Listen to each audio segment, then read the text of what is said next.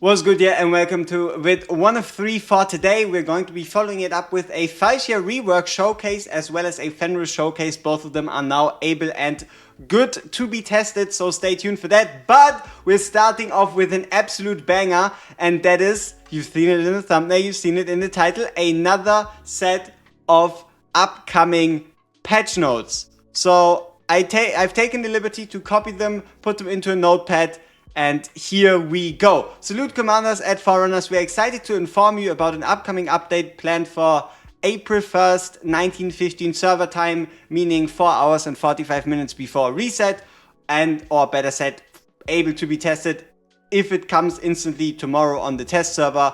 Compensation 100 diamonds, we know the deal. So here we go. Heroes, rework and enhancement for Crach the Surefire Cannon. Okay. Added a new faction. Piercer. What? What? So, our big boy Crach is now a Piercer.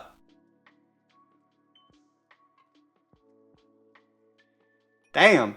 So, that means he's gonna get 1, 2, 3 additional tiles, which with his current range should be him getting 1, 2, 3 tiles right here and a total of like 3 total range. Okay. Increases basic attack range. I guess that's referring to him getting basic attack range as well as the potential Piercer Lord buff. So someone that instantly comes to mind when I think about increased attack range or how it could look like is probably Ajax's. With this 3-tile range and this natural, again, 5-tile row. So this and then like 3 additional ones for those of you that kind of find it hard to wrap their heads around, hard to get an idea of how that even looks like. Why don't we just quickly take ourselves 2 spots, put in a Piercer Lord, like Yova, put in Ajax, go into the stage, and then just give it a look. So, Ajax goes in, down here, and look at this massive range. It looks like one of the weirdest geometric shapes ever, but we have 4-tile range forward, 2 to the side from that direct forward range, and then this huge side spread of 5 tiles from top to bottom. Okay, I mean, this is crazy range. This is crazy range. If this is truly the range that Crach gets, oh boy, are we finally seeing him be relevant? Oh boy, this already gets me very excited. Very excited, because it did say rework and enhancement. So I hope there's still a lot more to come. For those of you that already, I don't know, taking a closer look, you're probably a bit smarter at this point than I am. But here we go. So, next up we have skill adjustments max level. Basic attack deals 120% AoE damage 1 time to up to 10 enemies.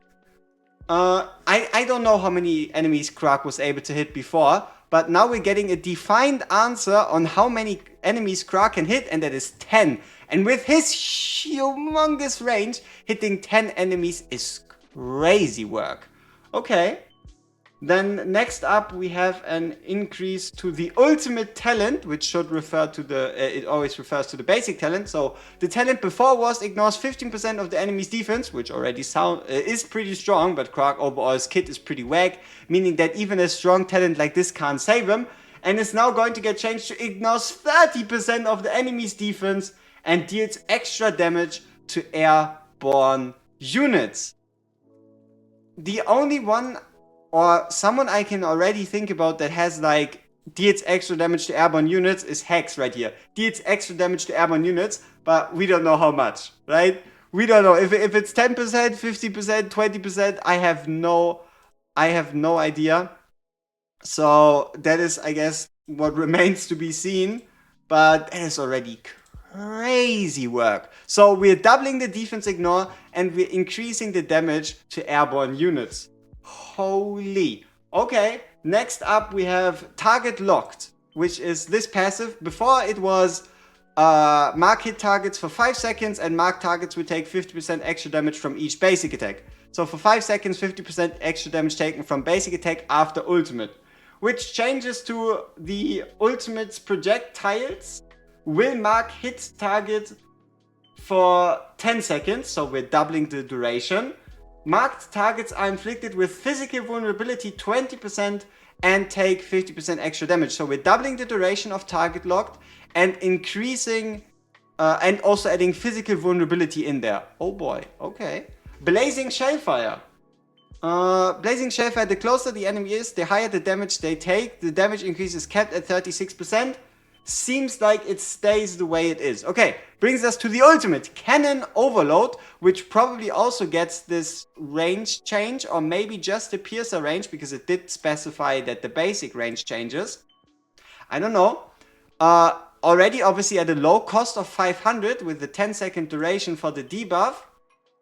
So, okay, we have usually fires 3 projectiles at a random enemy and target, each doing 200% up to 5 nearby enemies on hit. When the skill ends, there's a 50% chance to gain Misfire. Misfire being a debuff that you can't quite see it. Let me actually make that happen. Being a debuff that reduces rage region auto by 10 for 5 seconds, which is obviously super annoying. And that gets changed to fires 3 projectiles, which stays the same. At a random enemy in range, each dealing 240%, so we're getting 40% additional AoE damage to up to 10 nearby enemies, so we're doubling the enemies that are able to be hit, and we're reducing the chance for misfire gained by 20%. Okay. And we're going straight into awakening adjustments. Alright. So, let's move these over here.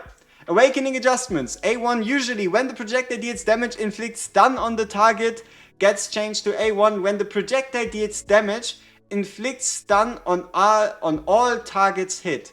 So here it's stun of 0.5 seconds on the target, and I think now with the ultimate and having the ability to hit up to 10 enemies, meaning that you can stun up to 10 enemies at the same time if they're like really all clustered together.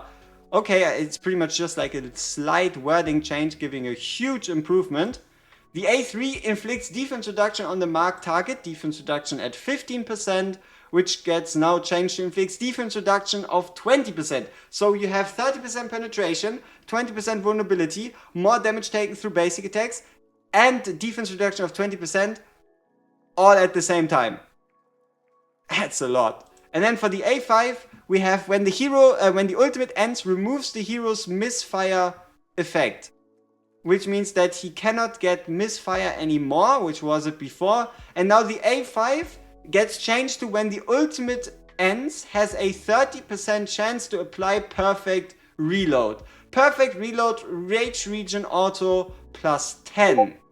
So overall, you now have a 30% chance to misfire, giving you either 10 negative range, a 40% chance for nothing to happen, or a 30% chance to gain perfect reload, which increases the rage region auto gain, making up for the misfires. Okay. And that's not the end of it. We have an enhancement to the exclusive artifact, I don't like the name, Molten Cog. Alright. So Molten Cog, what you got for us? Molten Cog Cannon Overload, the ultimate, has a 80% chance to double the projectile shot from 3 to 6 cannonballs. Which gets now changed. Oh, it's talking about the percentages. So before it was 50%, 55, 60, 65, 70, 80% to fire 8. And now we get a flat increase of 15% AoE damage. And Cannon Overload has a 70, 75, 80, 85, 90 and 100% chance to fire 3 extra cannonballs at 10, 13, 16, 19, 22, 25 respectively. Damn, so at minimum Molten Cog is his best in slot at whatever awakening you have it. And also it is finally not as annoying anymore, because every artifact adds damage, and then you have this one which like makes him better, gives him more utility, but you're losing out on the damage part of artifacts. So now you kind of have like a combination of a Sharpshooter's Crest as well as still the bonus from Molten Cog. God damn. So that's a lot to take in. I would say Crach is probably now a I don't know. It's hard to say. I would like to say top tier hero, but I guess the biggest issue is still the range, because he's now an AoE marksman with a 4-tile frontal range at maximum. And if we think about AoE marksman, when we touch on AoE marksman, we're always kind of reminded of this range, which is 1, 2, 3, 4 tiles. But then with a Piercer Lord, you're getting that additional range 1 tile further. But Crach does reach this lane with a Piercer Lord buff, so it might still work perfectly fine. Okay. Very hyped for what else the game has to offer. So let's see. Okay, here we go. Let's check it out. You read this name? You see this name right there? An enhancement for Shamir? Mind of the Depths? No shot. And it's long. Okay. So, let's pick out Shamir. Let's get his mind in our heads. Get his face in our heads. Let's remember Shamir. We know Shamir. Nobody really likes him because he feels like a worse Mary. That's Shamir. The only bonus he has is a mage for the mage for the Northern faction, and that's pretty much it. So, is this about to change? Enhancement for Shamir, Mind of the Depths. New talent. Basic attack has a 25% chance to inflict a stack of Winter's Bite. The hero restores 1% rage upon hitting a target inflicted with Winter's Bite with a basic attack. So we're going from no talent to having a 25% chance to inflict Winter's Bite with basic attack, as well as restoring a 1% rage upon hitting a target inflicted with Winter's Bite with a basic attack. Okay. That's pretty good. Now, for Winter's Bite, we have a couple sources. We have Anora with her bond skill. We have Immerit. Like, Immerit is like the most consistent. Then you have now Lynx that they added into the game as like the second most consistent. And then you have like Anora with her bond skill. And that's pretty much it. That's all we have when it comes to Winter's Bite. But now, with Shamir, we're getting another unit that has the ability to reduce movement speed by 25%, stacking up to 3 times, takes effect only when stronger than the current slow effect on the same attribute, when reaching 3 stacks, inflicts freeze on the target for 2 seconds. So we're getting another source of Winter's Bite application, getting that Winter's Bite synergy going. Okay. But how does that work with Shamir having Drowning Water? Like, Drowning Water is this where he slows the target and then he enhances his own skills based on the stacks. And this whole like, oh, I can drown you, I'm so scary, but then he neither does damage nor does he slow all that well. Let's see if this can dispel our doubts with Shamir's viability. Okay, Drowning Water, which, if I'm not wrong, is his passive right here, which did before Drowning Water is stackable, and if Drowning Water... every stack of Drowning Water increases damage the target takes from the caster's basic attack and ultimate by 15% up to 3 stacks. Changes to Freezing Touch, so name change. Every stack of Winter's Bite increases the damage the target takes from the caster's basic attack and ultimate by 25% up to 3 stacks. So we're going from a 45% to a 75% increased damage taken from basic attacks and ultimates based upon Winter's Bite stacks. God damn! that is a lot. Okay, next up, Might of Ice Sea. Name stays the same. Attacking targets afflicted with Drowning Water increases attack by 4% up to 40%, gets changed to attacking targets afflicted with Winter's Bite increases attack by 4% up to 40%. So everything stays the same. It's just Drowning Water is no more a thing and it gets changed for Winter's Bite. Okay. Overall, he now has the ability to get 75% more damage and a 40% attack increase. Crazy. Brings us to Electro Cryo Nova, the ultimate. Unleashes an energy ball, dealing 200% damage to one target and inflicting Drowning Water. The ball then generates 5 energy shockwaves over 10 seconds, each dealing 25% AoE damage and applying Drowning Water to the targets. Is what it was before. And now we're looking at Electro Cryo Nova still. Unleashes an energy ball dealing 200% to one enemy and inflicting 1 stack of Winter's Bite. The ball then generates 5 energy shockwaves over 10 seconds, which stays the same, each dealing 25% AoE damage, and each shockwave has a 20% chance to inflict 1 stack of Winter's Bite. So furthermore, no damage increase to the multipliers, but a higher synergy, and again another source or chance of inflicting even more Winter's Bite stacks. He already sounds like such a pain to face. Okay, brings us to A1. A1 is also getting a change from the targets with at least 3 stacks of Drowning Water will be inflicted with Immobilized State when attacked by Shamir, getting changed to increases the damage of Energy Shockwave by 40% and the chance of inflicting Winter's Bite by 5%. So in the ultimate we now have 240% damage. No, wait. 65% damage per AoE Shockwave. And also a 25% rather than a 20% chance to inflict an additional stack of Winter's Bite. Damn! Damn! Okay. A3. When shielded, increases attack by 20% rather than increasing Drowning Water stacks. Okay, I mean, it's something we're seeing a bit of a trend of, right? This whole synergy between like shields and increasing attack or increasing defense. Oh wow, when shielded you do more. He's a Northerner at the end of the day. So Northerner shield synergy, we take those.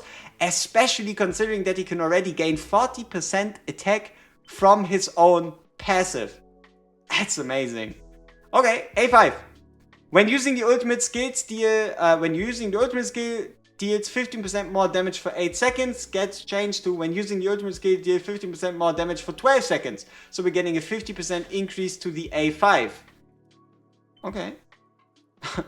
I mean, and as far as I can tell, that's not even it, because, or that's not even all, because Shamir has 2 things going for him. Number 1, he has a Seabed Crown, which is his exclusive artifact, which has either a 25, 30, 35, 40, 45 or 50% chance to have his basic attack launch an extra energy ball, meaning that if we go by Shamir's talent, he now has a 50% chance to have a 2 times chance to inflict 1 stack of Winter's Bite, and also he will restore 2% rage from his already low rage cost at just 400.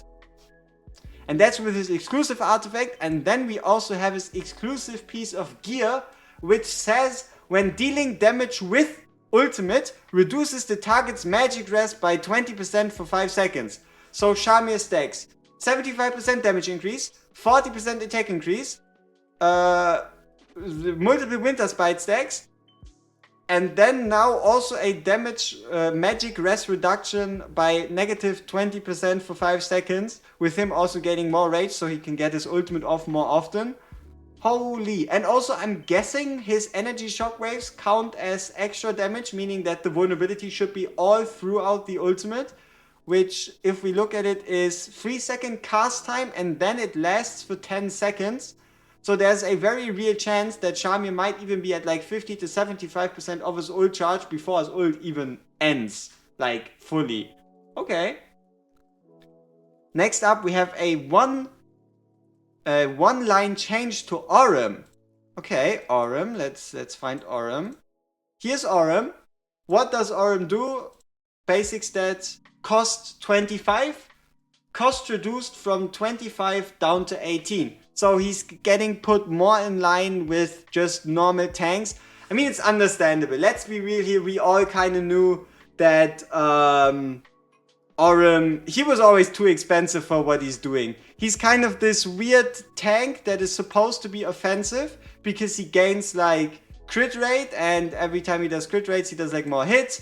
And he also has the ability to inflict burns and give allies crit rate increase, but crit rate increase is so useless because everybody's on 100% crit rate anyway, and this crit damage increase is only 30%, and that is also only when deployed rather than anything at all.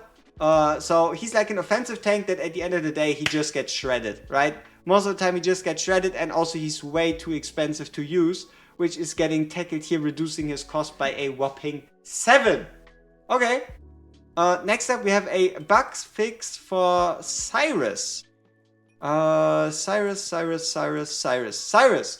Bug fix. Fixed an issue where Dahlias wouldn't work on Cyrus under certain conditions. What? Where Dahlias wouldn't work on Cyrus under certain conditions. Let me check if maybe they edit it now, because we're already a bit into it. Maybe they like edit in the sentence. Let me see if they changed it. Alright, so they did change it. I copied it back in, and it now says fix an issue where Dahlia's Thorns Embrace block increase wouldn't work on Cyrus under certain conditions. I mean, okay, sure. It's whatever. I guess it's good that it works, but to be fair, we haven't yet even really seen a need for Dahlia's block increase, but it might come in very clutch at some point, especially if we have like a full lane where you can place her down and let her go to town. Okay, next up, gear. Okay, very interested in that gear change. Let's see, gear. Oh, there's an arena one. Let's hide that one. Let's hide the arena one for now, okay? So, gear. Mythic gear, bangles, amulets, and rings can no longer have attack, defense, or HP as primary attributes.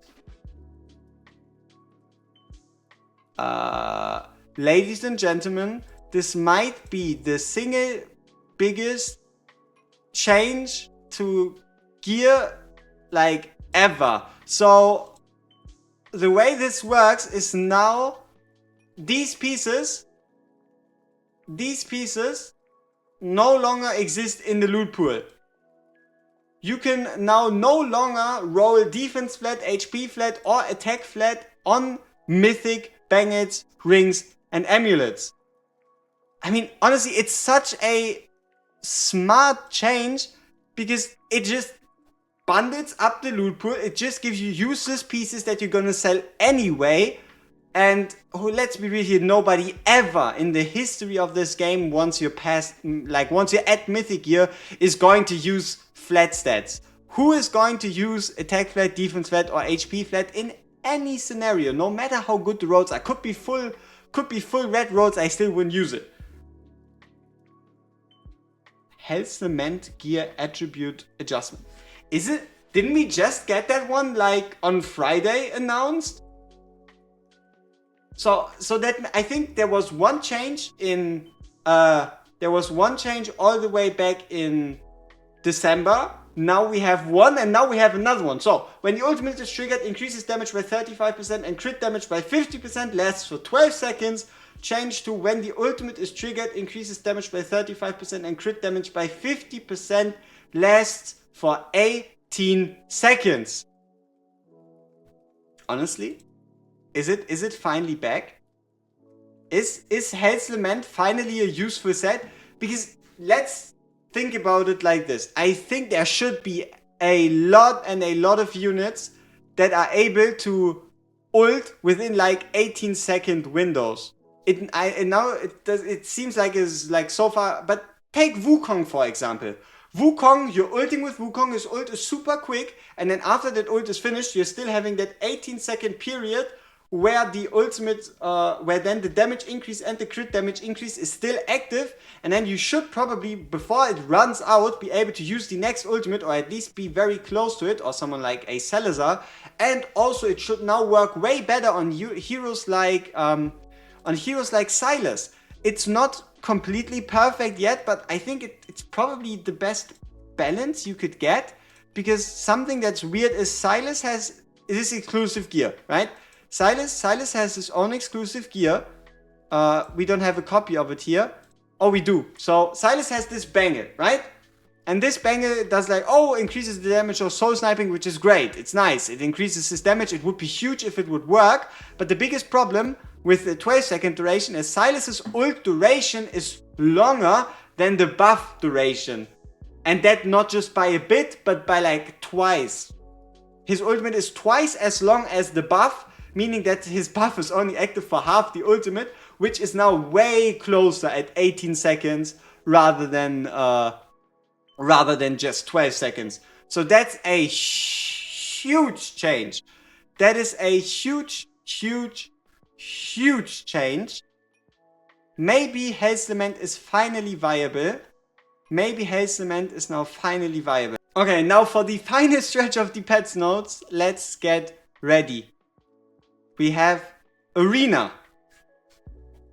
Arena reduces Praetus, Ingrid and Volderon's base stats by 10% in Arena. Straight up, 10% less HP, 10% less attack, 10% less defense in Arena. Meaning you can like counteracting their own Lord effect. So overall their Lord effect technically only increases their stats by 5%. So Praetus, Ingrid and Volderon are going to be way less. It's hard to say how less dominant they're going to be, but they're definitely going to be less impactful because now they're going to be more in line with, I guess, the power level of what, let's take AoE, let's take Anti-Air for example. Anti-Air was dominated by Ingrid just one-shotting waves and nobody was even able to come close. But now with her having less base stats, it might be that she can't one-shot waves. And if she can't, then that means something like a Piercer team is finally back being like reasonable competition. So there might very well be a lot of teams that are now viable and are able to compare with the single target destruction of Praetor, the single target destruction of Volderon, the AoE annihilation of Ingrid, and the annoying ass super hammer of destruction from Praetor. Okay, and then lastly, others. Added access to video guides for certain heroes and raids, optimize the visual display of exclusive artifact icons, optimize the visual display of pop-ups for gear purchases, and optimize the display of the raid entrance page. Honestly, it is whatever. I have no idea. It's other changes. We're gonna notice them when they do. We're probably not gonna notice them at all. So these have been some incredible patch notes. The developers are on an absolute hot streak when it comes to buffing old heroes.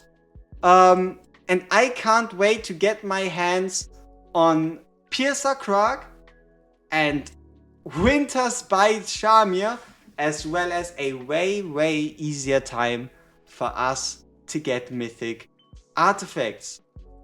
So yeah, stay tuned for the other two videos today and we see each other in the next one. Peace!